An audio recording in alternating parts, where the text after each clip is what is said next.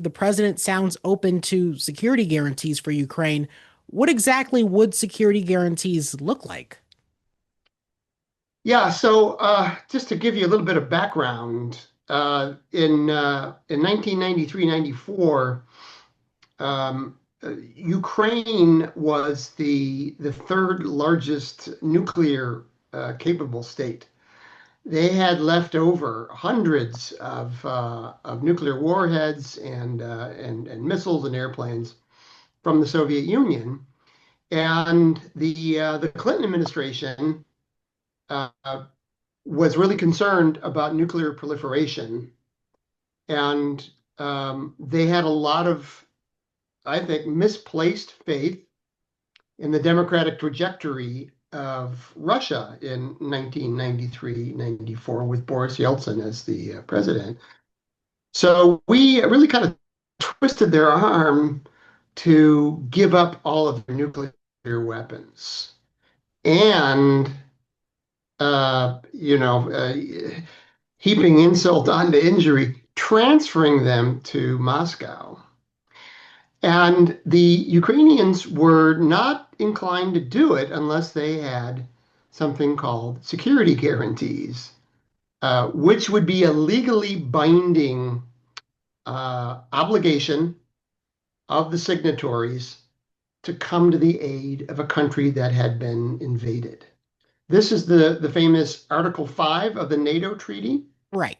But there are also bilateral treaties that we have. And most, I think, most appropriate to this situation is our agreement with Korea. And I'll get to that in a second.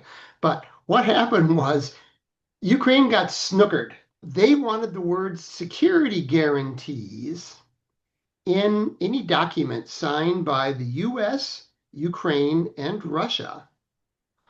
But the lawyers at the State Department said, no, if we put that word in the document, it will need Senate ratification. And there's a whole political background to that I won't go into. So we said we can use the word assurances. And both the Russians and the Ukrainians said, well, that there is no real word for assurances in our languages. We use the word garantia, guarantee. And so, we kind of winked and said, okay, you put guarantee in your document. We're going to put assurances in our document. And so when Russia invaded Ukraine, the Donbass, and then Crimea, or actually the way around, first Donbass, then I'm sorry, first Crimea, then Donbass. The Russians said, things have changed. We're under no obligation to respect the territorial integrity of Ukraine. So the Ukrainians are saying, we won't get fooled again.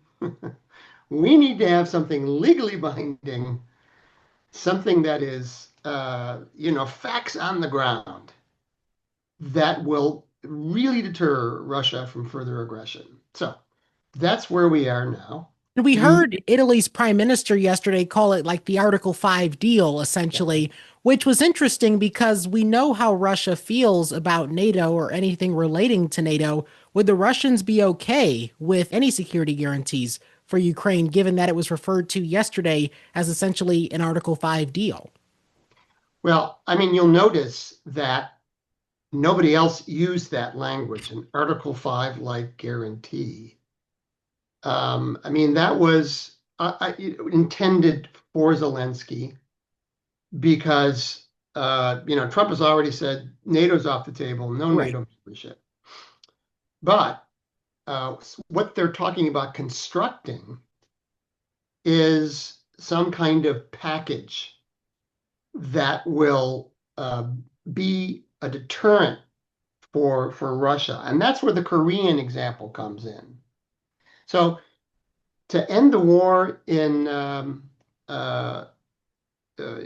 Korea in the like 1953, 1954, we concluded a bilateral treaty with Korea where we pledged to come to their assistance And we had a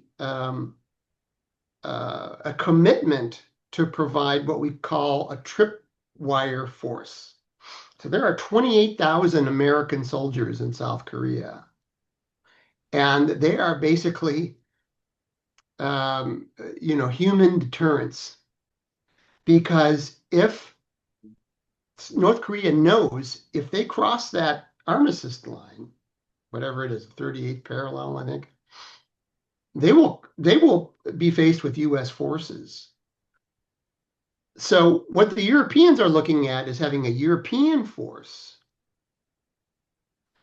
and also make Ukraine into a porcupine, is what the uh, Pentagon people like to talk about. Is you want to create a military that the Russians aren't going to want to attack. So there would be robust military assistance.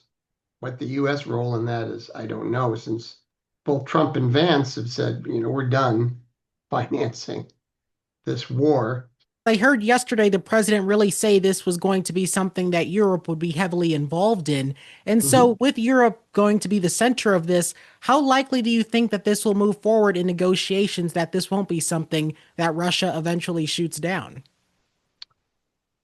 Yeah, I'm very pessimistic that the Russians will agree to this, and they've even put out a statement yesterday where they said that any uh, stationing of any troops of NATO members is unacceptable. Yeah, it will lead to an escalation which nobody wants to see. That's code for, uh, you know, nuclear response or whatever. Um, it, the fact that it'll be the Europeans on the ground makes this, and that there's no commitment, a treaty commitment by the US, as we have with Korea, to come to the aid of Ukraine if the line of contact is violated, makes it a lot less of a deterrent for Russia.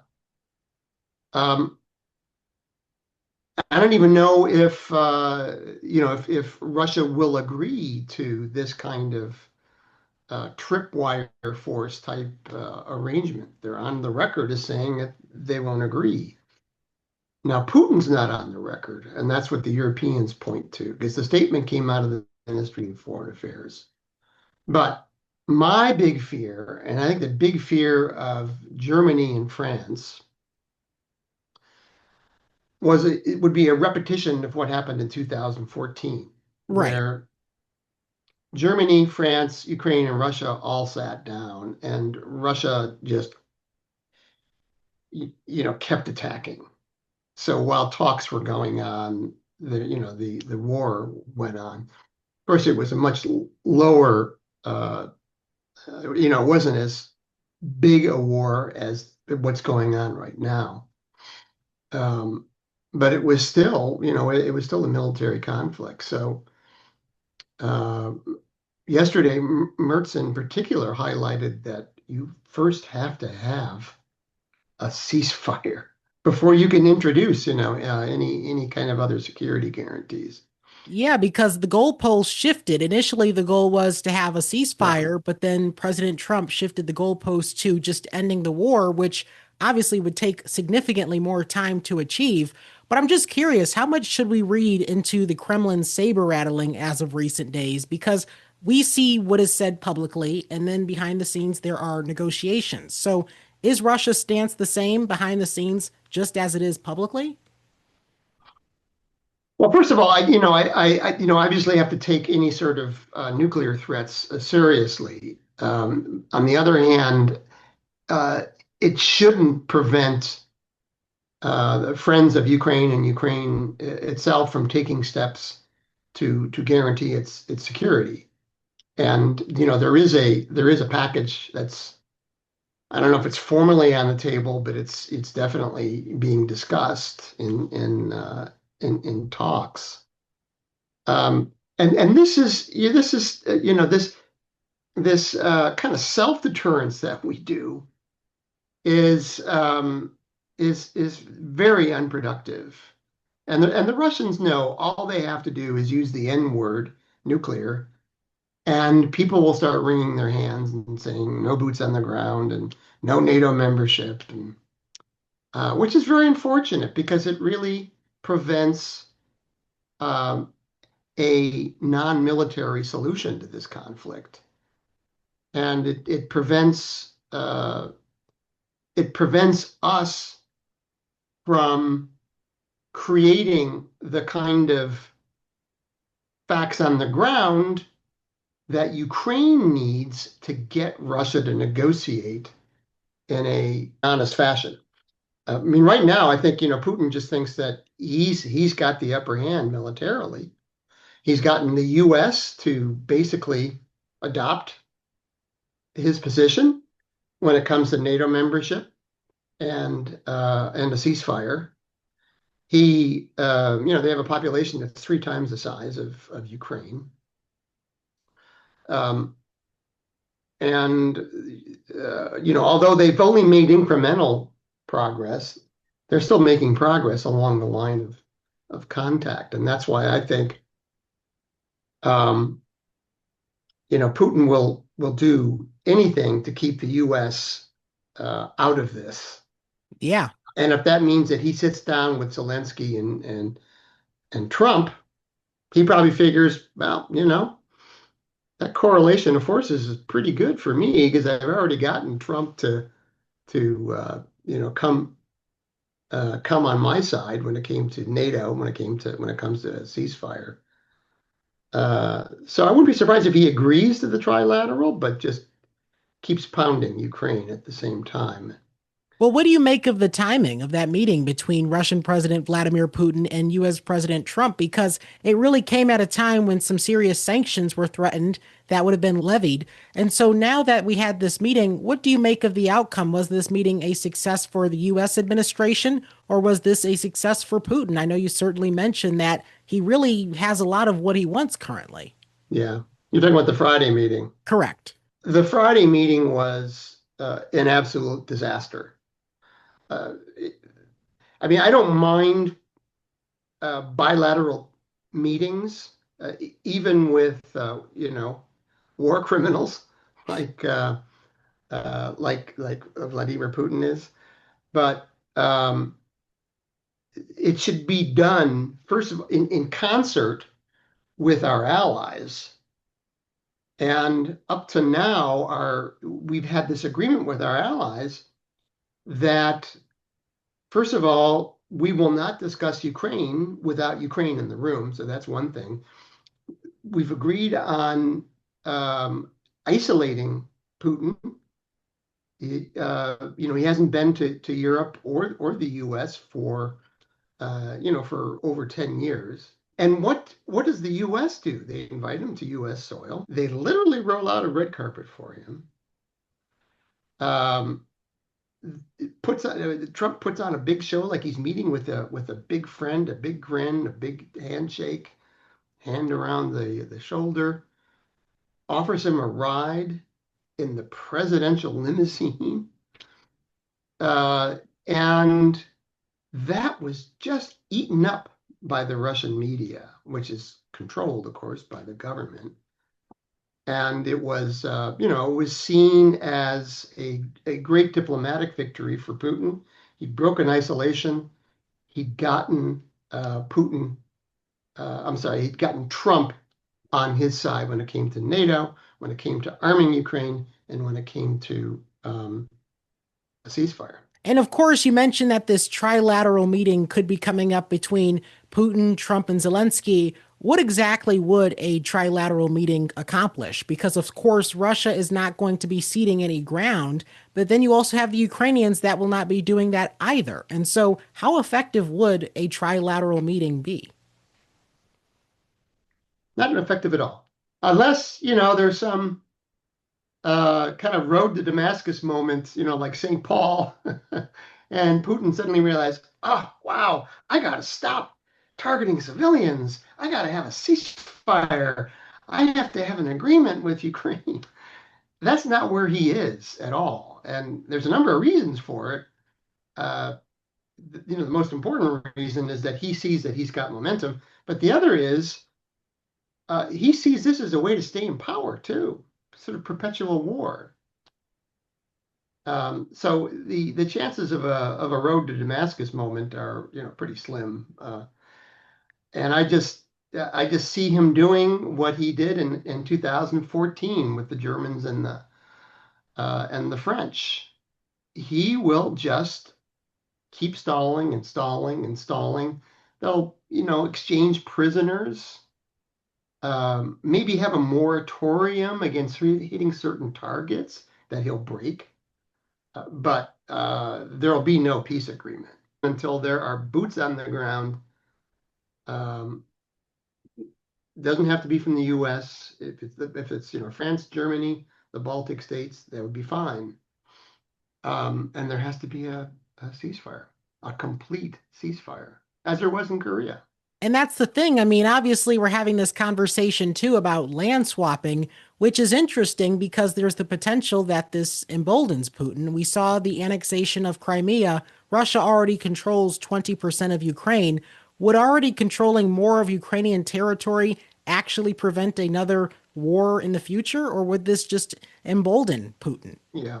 Now uh, he has not given up his goals. A major goal of his is getting Zelensky out and installing a Russia friendly president. I mean, they were quite open about that in those they called them the Minsk talks in 2014. And he also wanted Ukraine to put into its constitution neutrality, will never join NATO, and also give the two, so-called Russian regions, Donetsk and Luhansk, a veto on any security arrangements that Ukraine would make. So, until he reaches that, because it's not just the territory, it's the control, and it's pushing Western Europe and the United States and Canada out of his sphere of influence, and Ukraine, is seen the way a lot of Israelis see the West Bank, for example, Yeah. as historically Russian land. And I won't go into that because we'd be talking about that for hours. So. Oh, for sure. And we thought that Russia and Ukraine was complicated. Yeah. Oh, that. Yeah. No, we won't go into that.